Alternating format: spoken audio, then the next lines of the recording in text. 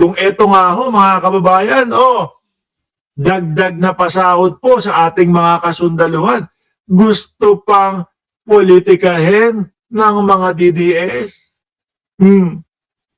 Sinasabi ho kasi ng mga DDS, nako, kaya dinadagdagan ni Bongbong Marcos, ganyan na. Kaya dinadagdagan ni Marcos Jr., ganyan sila tumawag kay Pangulo, no? Yang mga sweldo ng kasundaluhan, kasi ayaw niya na magkudeta ang mga yan. Sino ba naman ang gugustuhin magkaroon ng kudeta? Pero hindi ho, mga kababayan, kung maalala niyo po, no, napansin ng ating Pangulo yung isa sa kasundaluhan natin na nabulag ho, no, sa gitna ng labanan. Kaya po sabi niya, nako nabulag na nga nag-alay na nga ng mga mata niya sa ating para sa ating bayan, tapos tatanggalin pa, aalisin pa. O di po ba? Siguro doon po nagsimula lahat, mga boss chipamo, sir, talagang ang buhay ng ating mga kasundaluhan, mga kapulisan, at yung mga lumalaban para sa ating bayan ay napakadelikado. Isang paa ang nasa hukay. Kaya, deserve naman siguro ng ating mga kasundaluhan at kapulisan kung taasan po at dagdagan ang sweldo ng ating mga kasundaluhan, mga bossing. Walang kinalaman sa kudeta. Chismis. Mga DDS lang naman yung mga ganyan. Diba? Mga DDS, mariing itinanggi ng Malacanang ang mga espekulasyon tinaasan umano ni Pangulong Bongbong Marcos ang sahod ng mga sundalo dahil sa kumakalat na usap-usapang may nanghihikayat umano ng kudeta. Naku, wala ho. Maniwala kayo dyan. Yung mga nagsasabi lang naman po yun, mga retired nila, di ba? Alaga. Aurelia Adena at Mama Love, shoutout sa inyo. Yung mga retired nila, yung malalaki puan dyan na pumupunta doon sa kanilang mga rally. Yung kalaman nakaganon, mga bondat militar. Dapat pinagtatatanggalan nga ho yan ng kanilang mga pensyon Dapat pinagtatatanggalan po yan ng kanilang mga nakukuha sa gobyerno Diba? Tignan mo, panay paglaba sa gobyerno. Diba, Tato at Joanna Berliner? Ayon kay Press Officer Claire Castro, walang kinalaman ang dagdag sahod sa anumang political noise at simpleng tungkulin lang ng Pangulo bilang Commander-in-Chief, no? Ayan, Totoo naman, Asa na? Ang magbigay pugay sa Armed Forces of the Philippines, mga kababayan. Saklap, di ba? Pero pag sila gumawa niyan, naku, papugay, naku, napakagaling. Napakasimple lang po niyan. Yung atin pong mga kasundaluhan, yan po yung mismong nasa harapan po. Lagi, kapag pagtatanggol po. Ang masaklap pa nga po nun Naalala nyo si Meow Meow? Sabihan pa ng korap. Yung tawag dito, Coast Guard natin. Diba? Ngayon, tuloy.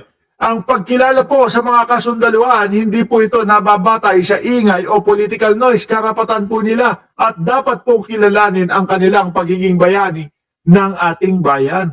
Sabi po ni Atty. Claire Castro. Correct. Diba? Tanong, ang COA ba may naamoy na mga overpricing sa mga project ni PBBM compare sa mga biniling laptop, CCTV at motor ni BP? Parang wala po akong narinig. Diba? Ang narinig ko po yung CCTV worth magkano yung CCTV? 200,000 kada isa. Grabe Ito nga yung sa amin, CCTV namin. Although sa bahay lang yun. Pero magkano lang mga kababayan? $40 kada isang peraso nung Siya kanila 200,000. Tapos yung laptop magkano? 301,000. Ay hindi, nagkamali lang daw. No? Magkamali lang daw. Kasi daw ang imbis na isulat nila na laptop doon na worth 3.9 million, iba daw talaga yun. No? ano daw po yun, photocopier daw po na dinonate. Pero bakit ganun? Ang layo naman, no? Kung meron typographical error doon, mga bossing, eh, siguro mga letra-letra lang po. Pero hindi yung kabuuan, tapos with matching price pa ho. Nakita, nasilip ng kuha. Kung hindi ho nasilip, nakita yun, mga bossing. Naku, lusot na po yun. Nakatala po sa libro ng kasaysayan, mga kababayan. Laptop, 301,000 pesos kada isa. Eh, ito nga ho, kaming mga vlogger ho, mga bossing, pagka kami nag-upgrade, naghahanap talaga kami ng napakataas na resolution at talagang yung mga gaming PC ho, mga bossing. Hindi naman umaabot ng 300,000. Etong laptop ko nga, magkano lang yata to? 50 mil lang yata ho ito. Ano po, kumbaga, ilang taon ko nang napapakinabangan. Oh. Ayan o, eto, balik tayo dito. Ini-issue pa. Hayaan nyo na sa mga kasundaluhan. Tsaka ano ha, huwag nyo pag-awayin yung mga kasundaluhan at yung mga picture. Kasi ito mga bossing, si Kiko Barsaga, mga kababayan, tingnan nyo. Ay wala, hindi na ilagay. Pero nag-post siya mga bossing.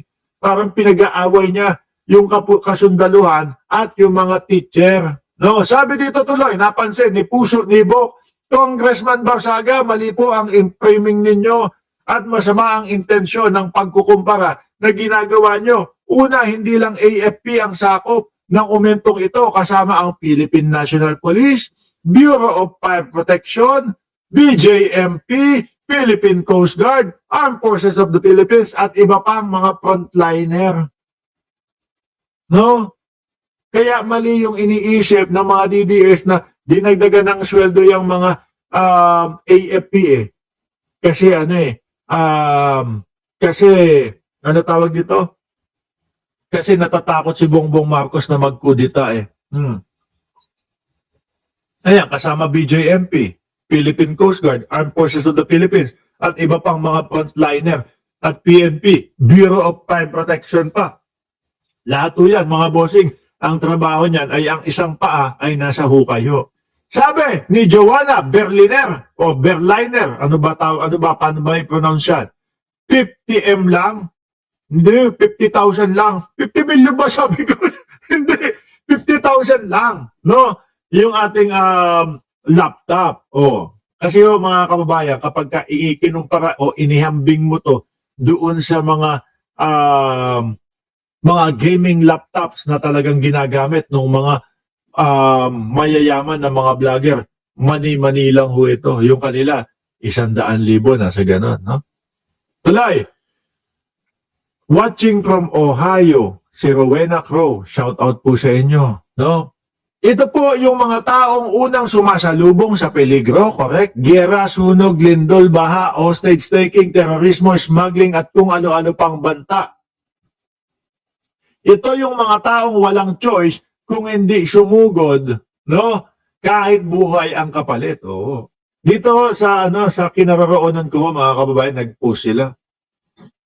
Nag-post sila na kumbaga naghahagilap sila ng mga gustong maging pulis. Sabi ko, ako kaya.